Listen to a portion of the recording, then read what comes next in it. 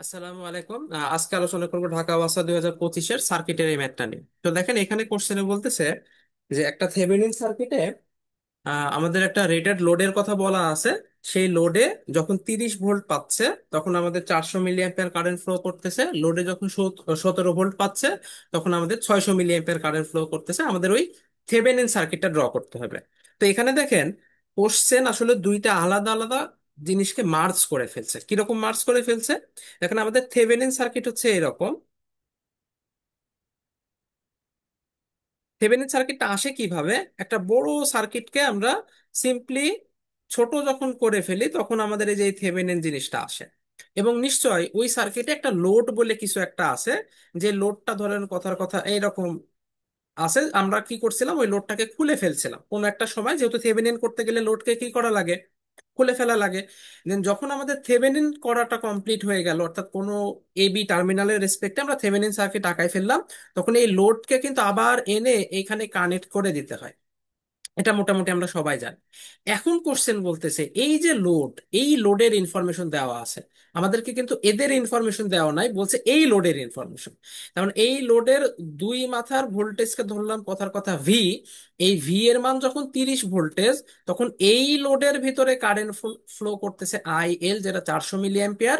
এই দুই মাথার ভোল্টেজ যখন 17 ভোল্টেজ, তখন এর ভিতরে কারেন্ট ফ্লো করতেছে 600 মিলি।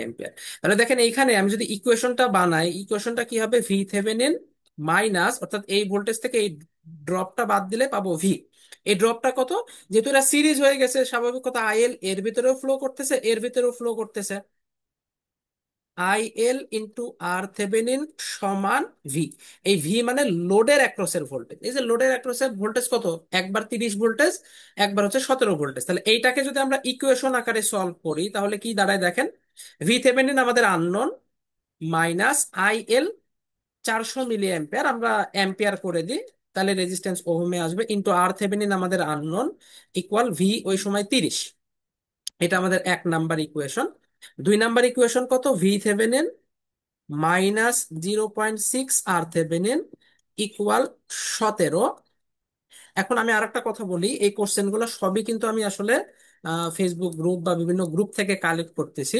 তো এখানে হয়তো বা এই যে ভ্যালু গুলো, এটা অরিজিনাল পরীক্ষায় কত সেটা আমার জানা নাই, কারণ আমি এই কোশ্চেন দেখি নাই। তো আমি জাস্ট কোশ্চেন কালেক্ট করে কোশ্চেনের উপরে ভিত্তি করে সলিউশনটা করতেছি। অরিজিনাল পরীক্ষায় যদি এই ভ্যালুগুলো আলাদা থাকে তাহলে অবশ্যই মান বসানোর সময় আলাদা আলাদা হবে। আমি জাস্ট ফোকাস করতেছি কনসেপ্টের দিকে, মানে সলিউশনের যে পদ্ধতি এইটা ঠিক আছে।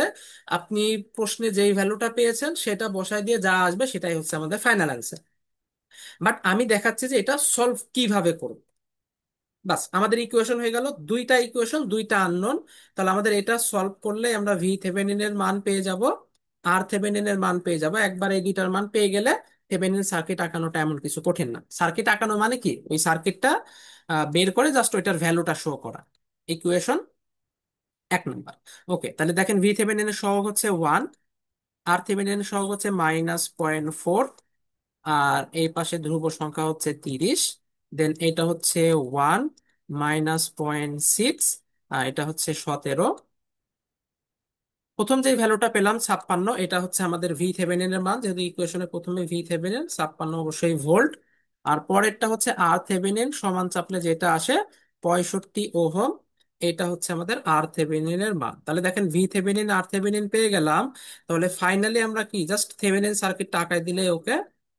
থেভেনিন সার্কিটে একটা ভোল্টেজ সোর্স থাকে, একটা রেজিস্টর থাকে। ভোল্টেজ সোর্সের মান হচ্ছে 56 ভোল্টেজ, আর এটার মান হচ্ছে 65 ওহম। এইটাই হচ্ছে আমাদের ফাইনাল অ্যান্সার।